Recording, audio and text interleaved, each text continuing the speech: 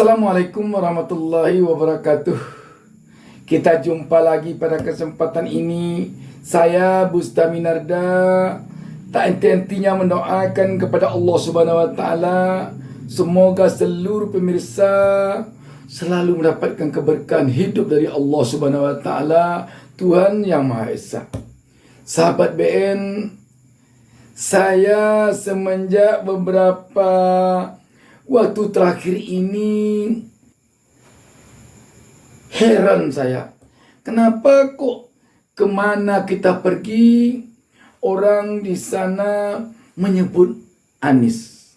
Pergi kita ke pasar, saya kebetulan sering keliling dari pasar yang satu ke pasar yang lain, mutar sana kemari, dan di mana-mana saya dengar selalu orang menyebut nama Anies, Anies, Anies. Dan beberapa hari terakhir ini datang ide baru kepada saya.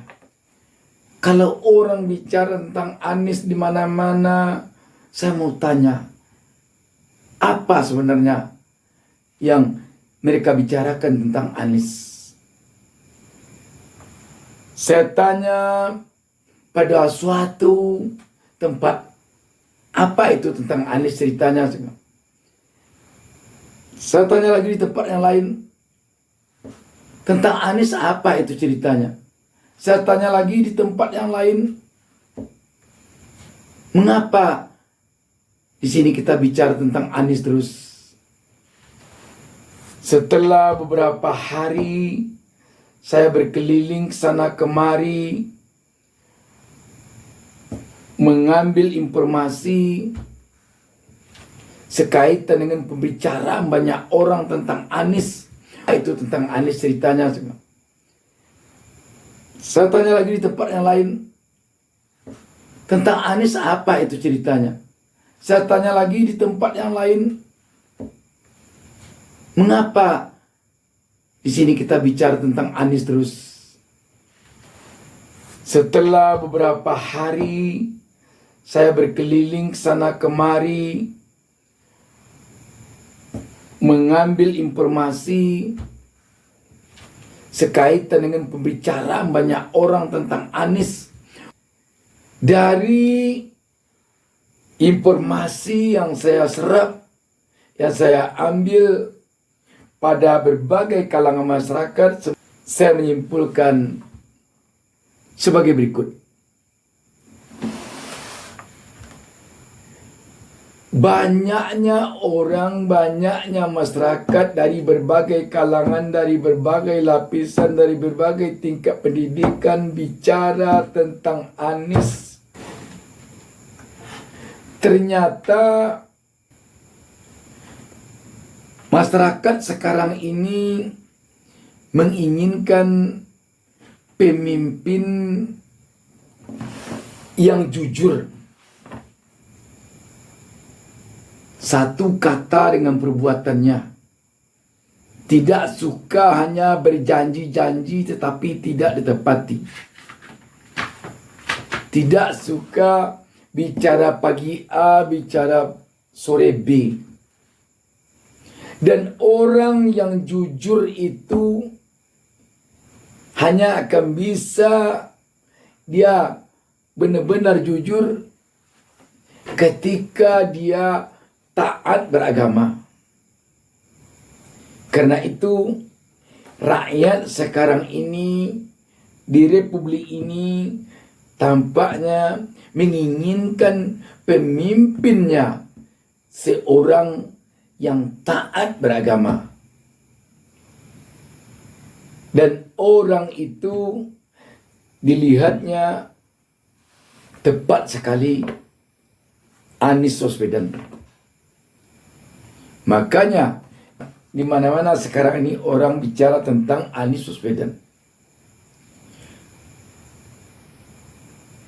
Kenapa kok jadi buah bibir? Kenapa kok dibicarakan terus? Karena memang ternyata sulit sekarang ini menemukan pemimpin, terutama tentu pemimpin pemerintahan kita yang benar-benar taat beragama, yang benar-benar bersikap jujur dia. Satu katanya dengan perbuatannya. Bicara A pagi, sore dia juga bicara A. Santun dia dalam berbicara. Ketulusan hatinya tidak dia buat-buat. Tidak hanya sekedar pencitraan, tetapi benar-benar keluar dari hati kecilnya. Itu tampaknya yang membuat Anies Baswedan ini jadi buah pembicaraan.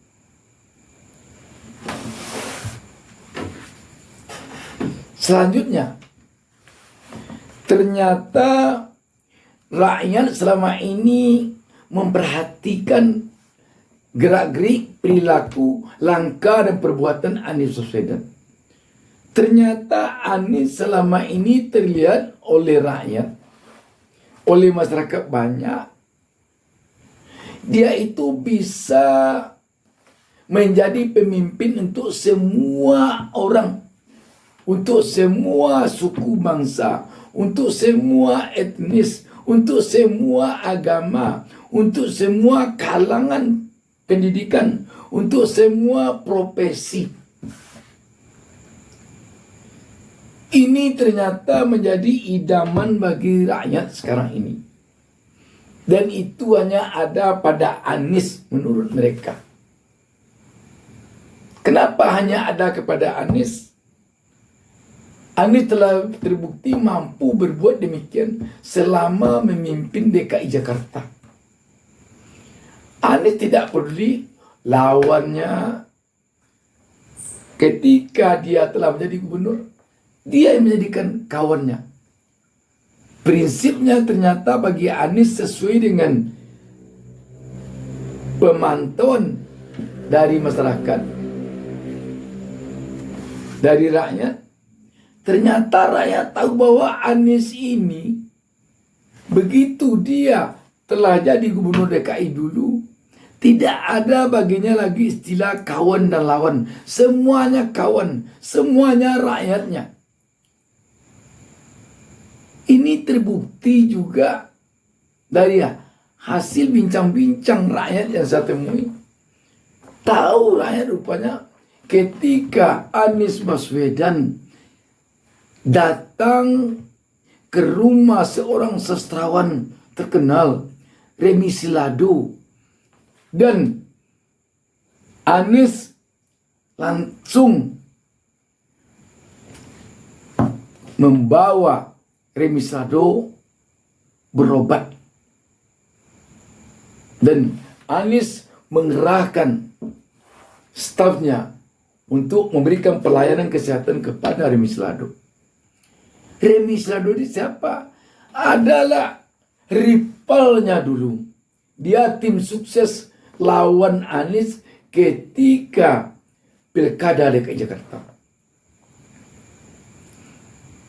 Di sinilah Anies berprinsip bahwa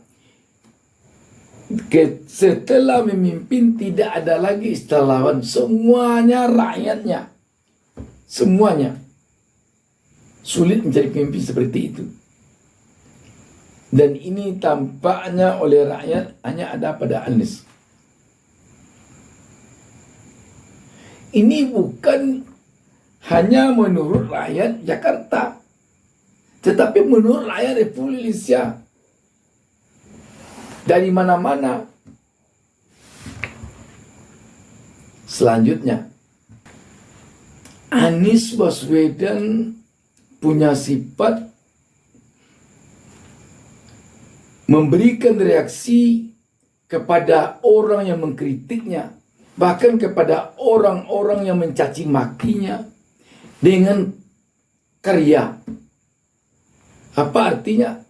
Selama Anies menjadi gubernur DKI Jakarta, tidak pernah Anies mempolisikan satu orang pun pengkritiknya. Bahkan satu orang pun pencaci makinya tidak pernah dipolisikannya. Yang mengatakannya macam-macam, hinaan, cacian, makian, tidak pernah ditanggapi Anies dengan reaksi mempolisikannya. Tetapi Anies memberikan reaksi dengan bekerja, dengan menampakkan hasil karyanya. Contoh, ketika mengkritiknya melalui jalan, diperbaikinya jalan. Ketika mengkritiknya misalnya melalui transportasi, diperbaikinya transportasi. Melebihi hasilnya dari kritikan dan disampaikan kepadanya.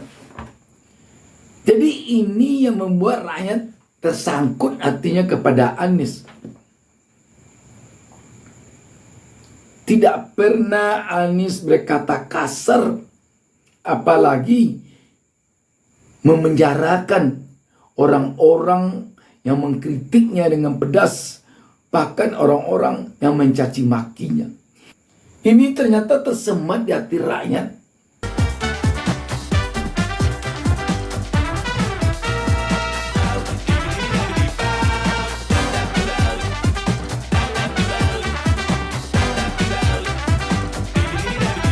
Mengatakan yang nggak suka sama Anies Baswedan waktu pilihan gubernur DKI menggunakan politik identitas. Jangan pilih Anies karena itu politik identitas. Aku bilang di mana-mana itu istilah yang membodohkan. Semua orang punya identitas. Nggak usah ngomong Valen ini orang Batak dari identitas. Nggak usah ngomong Tejo ini orang Jawa. Itu pembodohan. Tapi saya memberi ruang. Oke. Tapi yang nggak suka Anies harusnya bilang gimana? Kalau menjawabnya, Ya. Apa kabar, Bu? Baik, Bu.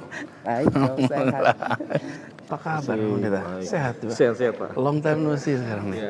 Selamat pagi. Saya berdoa kepada Tuhan untuk waktu-waktu yang akan datang, masa yang baik seperti ini bisa berkelanjutan. Dan Bapak Ibu bisa melihat gubernur kita ini, dia mengasihi semua suku, semua agama. Amin. Tidak ada dibeda-bedakan. Karena dalam periode ini, saya sebagai pemimpin gereja di DKI Jakarta, tidak ada satupun kebijakan yang diskriminatif. Jawabnya itu dengan kenyataan. Apakah saya ketika mengelola Jakarta diskriminatif? Apakah ketika saya mengelola Jakarta memberikan perlakuan yang tidak adil? Apakah kemudian cenderung kepada 1-2 kelompok tertentu atau semua dapat kesetaraan? Kan Anies udah 5 tahun tugas. Kenapa terus-menerus dinilai pakai pernyataan? Lihatlah kenyataan. Kenyataannya udah kok.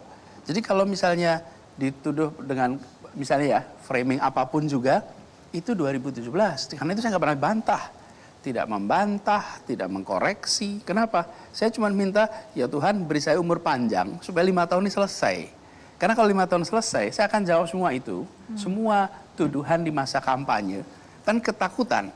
Pak Anies, nanti kalau Anda bertugas sih, nanti Jakarta akan jadi begini. Akan. Dan Jakarta udah tuh. Apakah dugaan 5 tahun lalu terbukti? Kalau nggak terbukti, batalin aja itu dugaannya. Saya sering bilang begini, I'm not asking you to like me.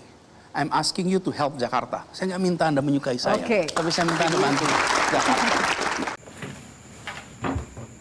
Selanjutnya, kenapa Anies menjadi pembicaraan di mana-mana akhir-akhir ini?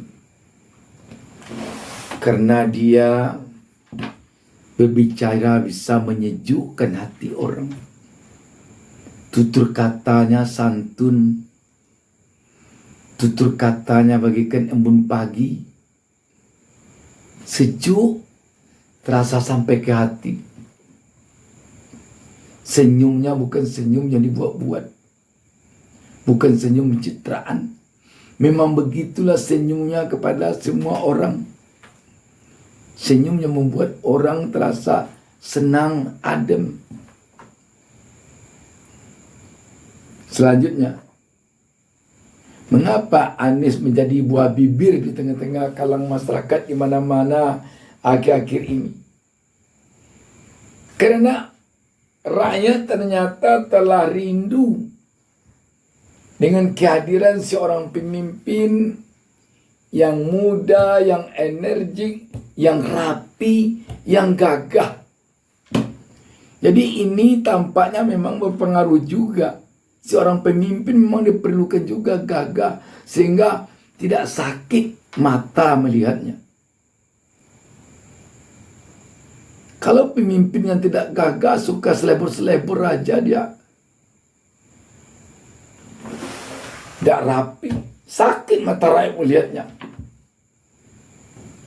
Tetapi dengan pemimpin yang rapi, yang ganteng, yang masih muda, yang sopan, yang buat tuturnya indah didengar, membuat hati yang gundah gulana jadi sejuk, hati yang gelisah jadi tenang.